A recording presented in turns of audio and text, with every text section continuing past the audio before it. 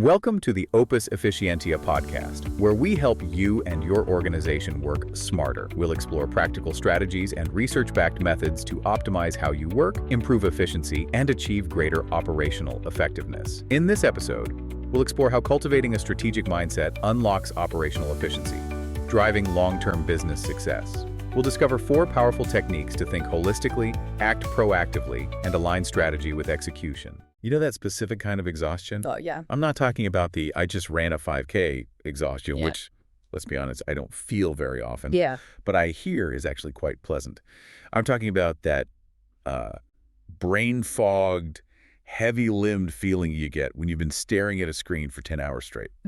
I've answered 50 emails, sat in 4 meetings, and put out 3 fires. Exhaustion. Exactly. You hit the pillow, your brain is still buzzing with the to-do list for tomorrow, but if someone actually asked you, hey, what value did you create today? Did you move the needle? You have nothing. You'd struggle to answer. You were undeniably busy.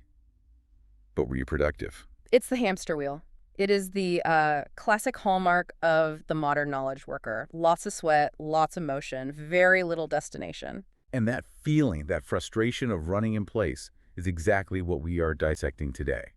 We are taking a deep dive into a guide called The Architect's Mindset, Cultivating the Art of Strategic Thinking.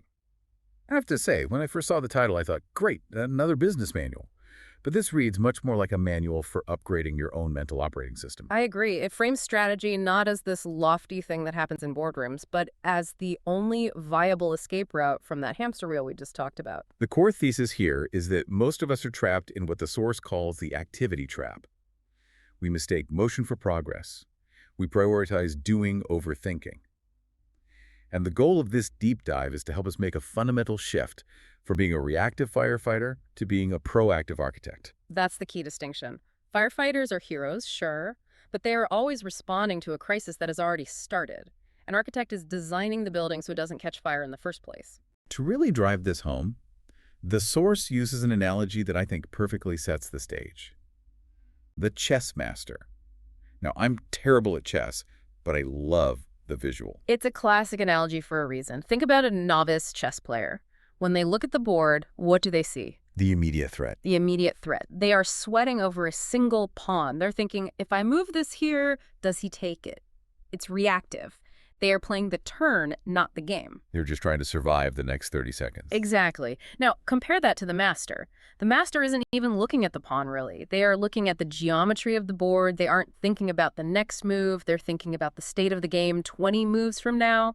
They might make a move that looks passive or even weird in the moment, but they are setting a trap or opening a lane for an outcome way down the road. So they aren't reacting to the opponent's last move. No. They are shaping the board to force the opponent into a specific outcome. Precisely. They are shaping the future, not reacting to the present. And that is the mission for this deep dive. We want to figure out how to stop reacting to the Slack notification that just pinged, which is our version of the pawn in danger, and start shaping the board. Right. So we've got a lot to unpack. The source breaks this down into 4 pillars of the mindset, the theory, if you will. But then, and this is the part I'm really excited about, it gives us 6 very specific, practical habits to actually do this. Because my calendar is a disaster zone, and I need to know how to fit strategy into a Tuesday morning when everything is on fire. The practical application is where most people fail. But you can't build the habits if you don't understand the foundation. We have to start with those 4 pillars. Let's get into it. Pillar number 1, cultivating curiosity. Now, this sounds a little soft, just be curious. But the source is actually quite rigorous about this. It's not just about, wondering how things work. No, it's not passive curiosity. It's diagnostic. The source advocates for a specific technique, the recursive why. Is this the 5 whys technique? Like a toddler, but for business. In a way, yes. But think about why it's necessary. In a business context, or even in our personal lives, we are wired to fix symptoms. Sales are down, lower the price. The website is slow, buy a bigger server. We put Band-Aids on bullet holes because it feels like action. It feels good to do something. It satisfies that urge to check a box. Problem solved. But strategic curiosity demands you don't stop there. Okay, sales are down. Why? Customers are leaving. Because customers are churning. Why? Because the product is buggy. Why? Because engineering is rushed. Why? Because our roadmap is unrealistic. Suddenly, the solution isn't lower the price, it's fix the roadmap. There's a massive difference. One is a tactical band-aid that costs you money. The other is a strategic cure that fixes the root issue. Exactly. If you aren't digging to the root cause, you aren't thinking strategically, you're just coping. You're just keeping the ship afloat for one more day. Okay, so that's the first pillar, dig deep. The second pillar is understanding the ecosystem. This feels like it connects back to the chess master seeing the whole board. It does. It's about fighting the urge to live in a silo. In most organizations, we have tunnel vision. Marketing thinks about leads. Engineering thinks about code. HR thinks about retention. But the strategic thinker understands that these are all one organism. It's systems thinking. It is. It's realizing that nothing happens in a vacuum. If I pull a lever in marketing to double our leads, does that break something in customer support because they don't have the staff? If we launch this feature, does it cause a compliance issue for legal? You have to see the web of consequences. The source calls this seeing the matrix. I love that. You stop seeing isolated events and start seeing interconnected patterns. It's less about my job and more about the flow of value. Precisely. Now, the third pillar is the one that really stopped me in my tracks. They call it the long-term perspective, which sounds generic, but the specific tool they use is future-back thinking. This is probably the most powerful concept in the whole guide. Most of us operate on present-forward thinking. We look at where we are today. We look at our resources, our current budget, our current team, and we ask, what can we get done next week? We inch forward incrementally. Which seems logical. You build on what you have, it feels safe. It is logical, but it's limiting. You're constrained by your current reality. Future back flips the script completely. You mentally teleport yourself to your desired end state, say, 3 years from now. You visualize the victory. We have captured 20% of the market, or I've launched this new business. And then you work backward. Exactly. You ask, okay, for that to be true in 3 years, what must have happened in year 2? And for that to happen in year 2, what must we be doing today? It's like solving a maze. It's always easier to solve a maze on a placemat if you start at the exit and trace back to the entrance. That's a perfect analogy. It prevents you from spending 2 years climbing a ladder, sweating and grinding, only to get to the top and realize it's leaning against the wrong wall. It forces alignment between today's actions and the ultimate goal. Which brings us to the fourth pillar, scenario planning. This is the antidote to being blindsided. We have a tendency to bet on plan A. We assume the market will stay stable, the competitor won't launch a new product, the team won't quit. We crave certainty. Optimism bias. We think tomorrow will look like today, just slightly better. Right. Scenario planning is productive paranoia. It's asking, what if the market crashes? What if we grow too fast and our servers melt? What if AI changes our industry next month? It's not about predicting the future because you can't. It's about rehearsing for it. So you're not reacting to a crisis in a panic. You're just executing protocol B, but you already thought about it on a quiet Tuesday. Exactly. You've already made the decisions when you were calm, so you don't have to make them when you're stressed. Okay, so those are the 4 pillars. Ask why. See the ecosystem, think future back, and plan for scenarios. Conceptually, I'm sold. I want to be that person. I want to be the architect. But practically, I'm looking at my calendar right now, and it is a solid wall of blue blocks from 8 a.m. to 6 p.m. And that is the reality for almost everyone listening. So how do we bridge that gap? The source pivots here to the habits. And habit number 1 addresses this head-on. Make space. It sounds simple, but it is the hardest habit to execute. The source advises blocking dedicated thinking time. And before you roll your eyes and say, I don't have time, there is a specific mindset shift required here. Because I block time all the time. I put project work on my calendar for Friday afternoon. And then what happens? Someone pings me, hey, can we hop on a quick call? And I delete the block immediately. That's the failure point. The source says you must treat this block with the same criticality as a meeting with your CEO or your biggest client. It is non-negotiable. That's a heavy lift. It feels almost selfish or unproductive to just sit there and think while the Slack messages are piling up and the team is working. That guilt you feel, that is the activity trap talking. Yeah. You have to realize that this is the work. That hour you spend doing future-back thinking prevents hundreds of hours of wasted effort down the line. The urgent will always displace the important. That quote was in the source and it really stuck with me. It's a law of physics and business. If you don't fence off the important, the urgent will eat your entire life. You need to physically block the time, maybe even leave your desk, go to a coffee shop, turn off the Wi-Fi. Just you and the problem. Okay, so let's say we've done it. We fought off the guilt. We're sitting in the coffee shop, notebook open. Now what? They can't just sit there waiting for a lightning bolt to hit us. We need fuel. Right. Strategy requires raw material. This brings us to habits 2 and 4, which are about your information diet. Habit 2 is diversify your information sources. The source warns heavily about the echo chamber here. It's a huge risk. If you worked in sales and you only talk to salespeople and you only read sales blogs, your strategy will be one-dimensional. You'll try to solve every problem with a sales hammer. So the habit is cross-functional dialogue. Yes. Go talk to engineering. Go have lunch with customer support. Go talk to someone in a completely different industry.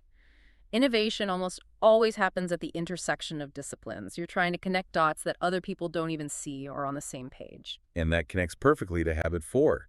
Explore visionary content. This isn't just read more books. There was a specific point here about what to read that I found really challenging. You mean the part about seeking disagreement? Yes. The source says we should actively seek out ideas that don't resonate with us. That feels counterintuitive. Usually, if I read an article that I think is wrong or listen to a podcast host I disagree with, I just close the tab, I move on. And that's a lost opportunity.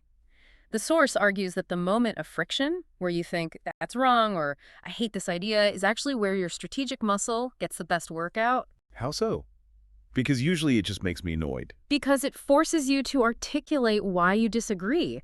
It forces you to defend your mental model. You have to ask, why do they see it that way? What data do they have that I don't? What if they are right? It breaks the confirmation bias. Exactly. If you only consume content that makes you nod and say, I'm right, you aren't learning. You're just preening. You're reinforcing what you already know. Differentiated insights come from exploring the edges, the places where you feel uncomfortable. So hate reading is actually a strategic advantage. If you do it with an open mind and a diagnostic curiosity, absolutely. Okay, moving on. We're blocking time, we're reading widely, we're challenging our own biases. But let's go back to the capacity problem.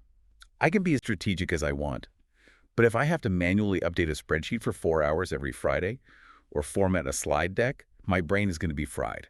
I simply don't have the bandwidth. This is where habit 3 comes in. Learn to delegate and empower. Now, for the managers listening, this is standard advice. Give the work to the team.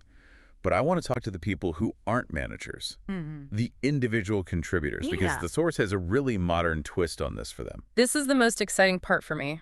Usually, if you don't have a team, you think, I can't delegate. I have to do it all. Yeah. But the source explicitly brings in generative AI here. Treating AI as a teammate. Yes. The source frames AI not just as a tool, but as a force multiplier for strategy.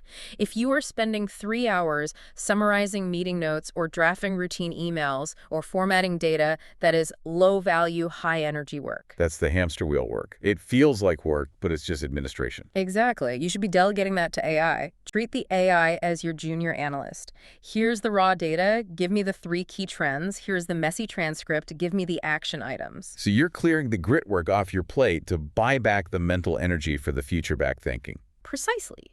You don't need a human staff to be a strategic leader anymore. You can be an army of one if you use the tools to handle the tactics while you focus on the strategy. It's about ruthlessly protecting your cognitive bandwidth. That is a game changer. It democratizes strategy. You don't have to wait for a promotion to start acting like an architect. Not at all. So we've cleared the path. Now, how do we get better at this faster? Because strategy feels like one of those things that takes 20 years to master. It feels like wisdom. It does, unless you borrow someone else's experience. Habit 5 is find mentors. Again, standard advice, get a mentor, but the execution matters here. Right. Don't just find someone successful and ask, how did you get promoted? That's career advice, not strategic training. You need to find people who are architects, and you need to reverse engineer their thinking. So what do you ask them? You ask about their process. Walk me through how you made that decision last year. When that crisis hit, what was the first thing you looked at? How do you filter the noise from the signal? You were trying to download their algorithm, not just their Rolodex. You want to see the board through their eyes. Exactly. And then finally, habit 6. You have to take this out of the theoretical realm entirely. Actively seek and apply opportunities. The use it or lose it rule. Strategy is a muscle. If you only use it once a year at an offsite retreat, it's going to be weak. You need to be doing reps every week. The source suggests shadowing here, which I think is great for people earlier in their careers. Yes. Ask to sit in on a high-level meeting. Even if you don't say a word, just watch. How do the leaders structure the argument? What questions do they ask? You learn by osmosis. And then Taking a risk, presenting your own ideas. This is the scary part, but you have to start articulating your view. If you see a trend, write it up. If you see a future risk, flag it. Say, I've been looking at the ecosystem and I think we need to pivot here. Even if you're wrong. Especially if you're wrong, because then someone will correct you and you'll learn. But if you stay silent, you're just a spectator. The architect doesn't wait for permission to design, they start sketching. They put ideas into the world. So let's bring this all together. It's a journey from the activity trap, spinning our wheels, putting out fires, feeling important but going nowhere, to the architect's mindset. We start by shifting our focus from the pawn to the whole board. We use the 4 pillars. Curiosity, asking why until we hit the root cause. Ecosystem, seeing the web of connections. Future back planning from the finish line. And scenarios, preparing for the unexpected. And we make it stick with the habits. We ruthlessly block time and treat it like a CEO meeting. We diversify our inputs and embrace disagreement to sharpen our thinking. We use AI to clear the grunt work and buy back our brain. And we actively practice, finding mentors to learn from and forcing ourselves into the strategic conversation. If there is one takeaway, so what? For the listeners today, what is it? It's that strategy isn't a job title, it's a behavior. You don't wait until you're a CEO to start thinking this way. In fact, you won't become a CEO unless you start thinking this way. It is the difference between letting life happen to you and happening to life. I love that. So we have a challenge for you. The source ends with a really provocative prompt, and we want you to actually do it. The challenge is pause, reflect. Where are your blind spots? Don't just turn this off and open Instagram. Don't jump straight into the next podcast. Stop right now. Take 2 minutes. Look at your calendar for next week. Look at your to-do list. Ask yourself, where am I just doing? Where am I just reacting? And where can I block out 1 hour to start designing the future? Make the move that changes the game, not just the board. Thanks for diving in with us. Now go be the architect. See you next time. With that, we come to the end of another episode. Thanks for tuning in to the Opus Efficientia podcast. Be sure to subscribe so you don't miss our next episode on optimizing the way you work, and to check out opusefficientia.com for more insights. So, until next time, let's keep optimizing.